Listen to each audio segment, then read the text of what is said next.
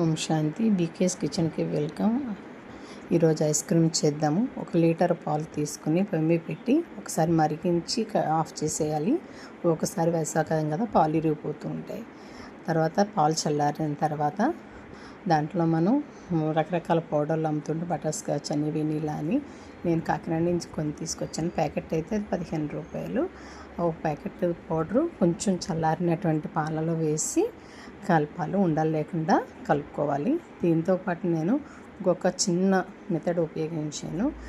ఇంకా చిక్కగా స్మూత్గా ఉండడం గురించి అని చెప్పని పౌడర్ ఉంటుంది, హల్వా పౌడర్ ఉంటుంది కదా, దాన్ని ఒక అర స్పూన్ వేసాను.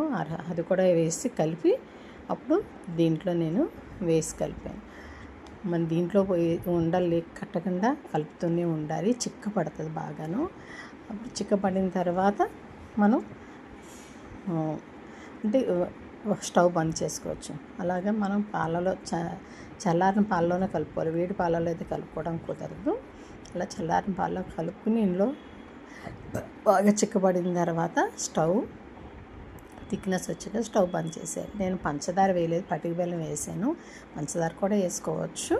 1/4 కేజీ పంచదార వేసుకోవాలి, లేకపోతే పటిక బెల్లం అయినా. కొంతమంది బెల్లం కూడా వేసుకుంటారు, అలా ఎవరైనా కూడా వేసుకోవచ్చు. అది వేసుకున్న తర్వాత స్టవ్ బంద్ చేసేయాలి. అది పూర్తిగా చల్లారనివ్వాలి. దాంట్లోనే కొంచెం నేను బాదం పిస్తా కూడా అందులో వేసేసి ఉంచాను నానుతాయని. మళ్ళీ గ్రైండ్ చేస్తాం కదా, దాన్ని పూర్తిగా చల్లారిన తర్వాత మనం దాన్ని గ్రైండ్ చేసుకోవాలి. కొంచెం యాలకుల పొడి కూడా వేసుకోవాలి. అలా దాంట్లో ఒక 2 మినిట్స్ బాగా గ్రైండ్ చేసుకుంటే చాలా స్మూత్నెస్ వస్తుంది. అలా బౌల్ వేసుకుని ఐస్ లోపలికి వెళ్ళకుండా మూత పెట్టేసి మనం ఫ్రిడ్జ్లో పెట్టుకోవాలి. నేను కొంచెం దాంట్లో ఏం చేశానంటే గ్రీన్ పౌడర్, పిస్తా పౌడర్ ఉంటే నా దగ్గర జ్యూస్లకి అది వాడుతూ ఉంటారు. దాన్ని తీసుకొచ్చి అది కొంచెం దాంట్లో వేసి కలిపాను. అది ఈ టేస్ట్ అయితే చాలా చాలా సూపర్గా ఉంది. బజార్లో అది కూడా దొరుకుతాయి. నేను అందుకని అవి కుల్ఫీలకి ఆ గ్రీన్వి కలిపింది వేసాను అన్నమాట. మనం కుల్ఫీలు కావాలంటే మౌల్డ్స్ లేవు కదా అని బాధపడక్కర్లేదు. ఇలాగ టీ గ్లాసులు ఉంటాయి కదా, దాంట్లో మనం కింద పిస్తా అవన్నీ వేసుకుని బాదం అవన్నీ అది స్పూన్లు పెట్టేసుకుని ఫ్రిడ్జ్లో పెట్టుకుంటే కుల్ఫీ అయిపోతుంది. మన అడితే సరే ఒక 6 గంటలైనా మనం ఫ్రిడ్జ్లో పెట్టుకుంటే ఇలా చాలా గట్టి పడుతుంది.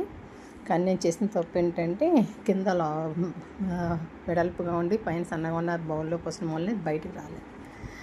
అలా గట్టితో తీసుకునే మనం కప్పులో పెట్టుకుని సర్వ్ చేసుకోవచ్చు.